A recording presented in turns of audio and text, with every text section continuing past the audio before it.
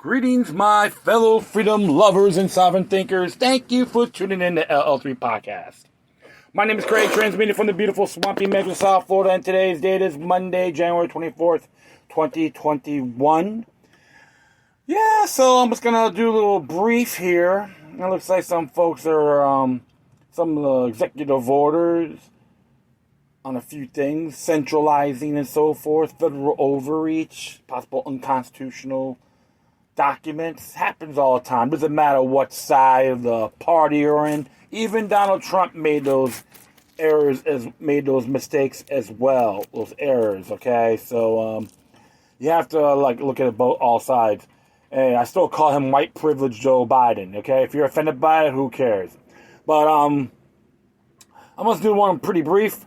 This one here came from Catalin Johnstone, which they make a big stink about her a lot.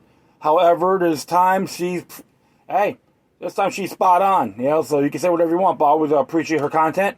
And Mr. Johnstone wrote this here: the pendulum of internet censorship swings leftward again.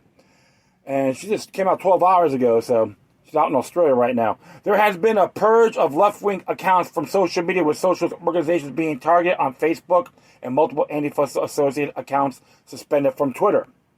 We just confirmed that Facebook has disabled the page of the International Youth and Students for Social Equality at the University of Michigan, as well as the accounts of all admins, World Socialist website editor tweeted today.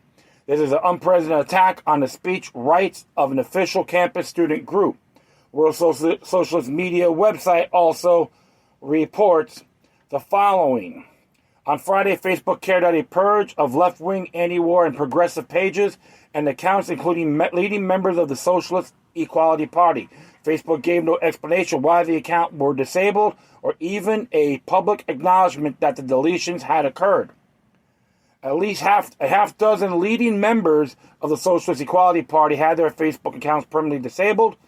This included the public account on Genevieve Lee, the National Security of the International Youth and Student for Social Equality, and a personal account of Niles Nemeth, the U.S. Managing Editor of the World Socialist website. In 2016, Nemeth was the World Socialist Equality Party's candidate for U.S. Vice President.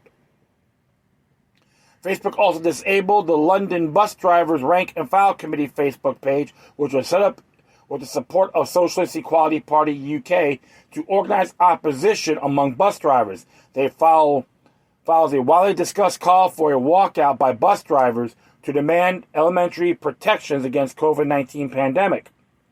None of the individuals whose accounts were disabled have violated Facebook policies. Upon attempting to appeal the deletion of their account, they received an error message starting, "We cannot review the decision to disable your account." And there's a tweet from Andrew Damon. Says it right here. We just confirmed that Facebook, exactly. So it's all right there.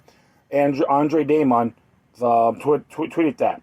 New York Post reports the following. Twitter has suspended several popular accounts with alleged ties to Antifa, which have more than 71,000 followers combined. Following the Inauguration Day riots, at least 4 accounts tied with the militant group that have been yanked offline, including the Base BK, at the Base BK, the account for the Anarchist Center in Bushwick, Brooklyn. Archive web pages of the account show they share more than 71,000 followers and dated as far back as 2012. Their pages now read accounts suspended for violating Twitter rules. And there's a thing right here. You can look at it yourself. So Antifa Sacramento made a tweet on this. All right. This follows a mass purge of right-wing accounts in the wake of the Capitol riot earlier this month. A swing back to the censorship pendulum that surprises nobody who knows anything about anything. The purge was broadly supported by shit libs and a surprisingly large percentage of the true left, despite the overwhelming and growing pile of evidence that it's impossible to consent to internet censorship for other ideologies rather than consenting to censorship for your own. I've encountered many arguments in support of the right-wing purge from the online left while it was happening, and none of them were good. They're only banning fascists, they told me. Why are you defending fascists? Well, first of all, there was never any evidence that these social media corporations were only purging fascists. We know, for example, that included in the suite of tens of thousands of basic QAnon posters, who, while ignorant and wrong, and would not, in most cases, meet most people's definition of fascist. We don't know who else was eliminated in the purge, but believing on blind faith that Facebook and Twitter were only targeting fascists who want to violently overthrow the U.S. government is silly.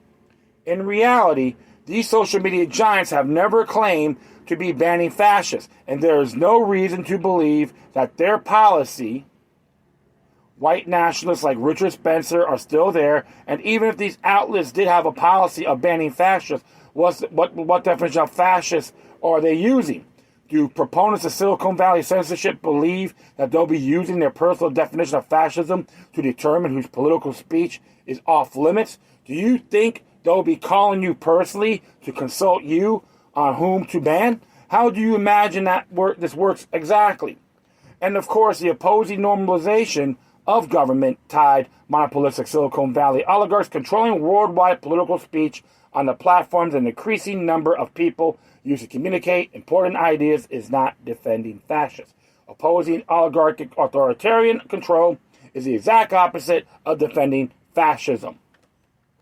And of course, there's a tweet here from Ryan Knight about leading members of the Socialist Equality Party had their Facebook accounts permanently disabled.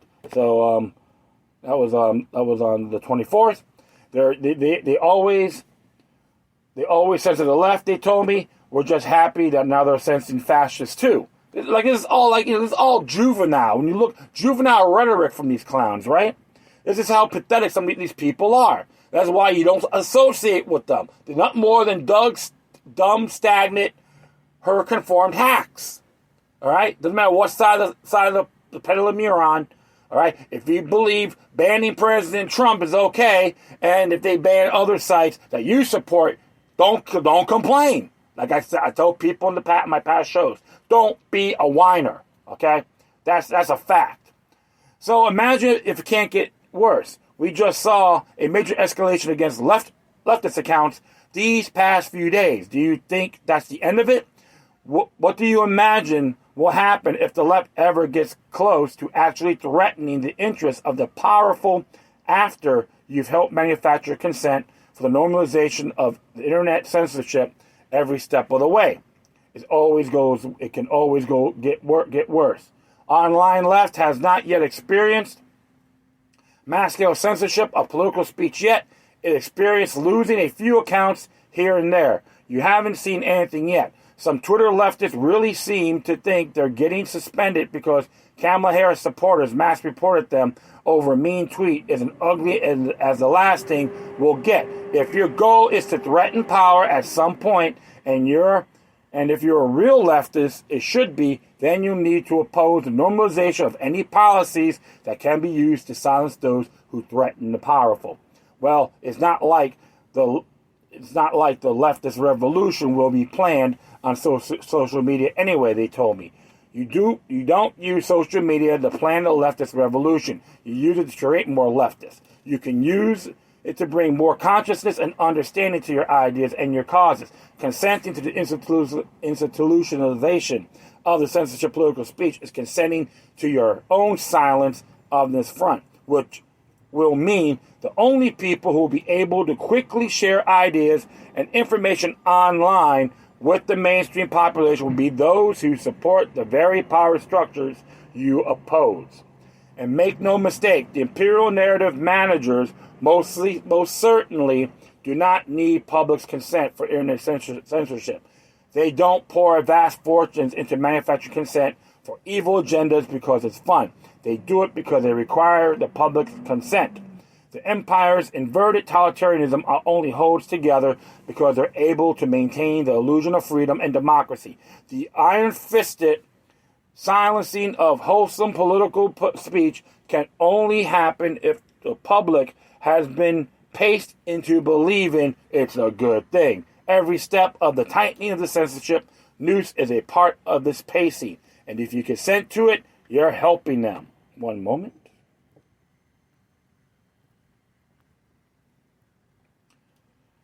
And of course, Matt Taibbi says here, ultimately this consent moderation movement will restore a system where the only allowable route to a mass audience is through the major institutional partner.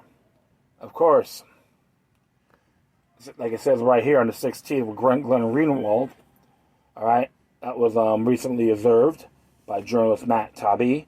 And of course, Greenwald, you know, they do interact. That is it.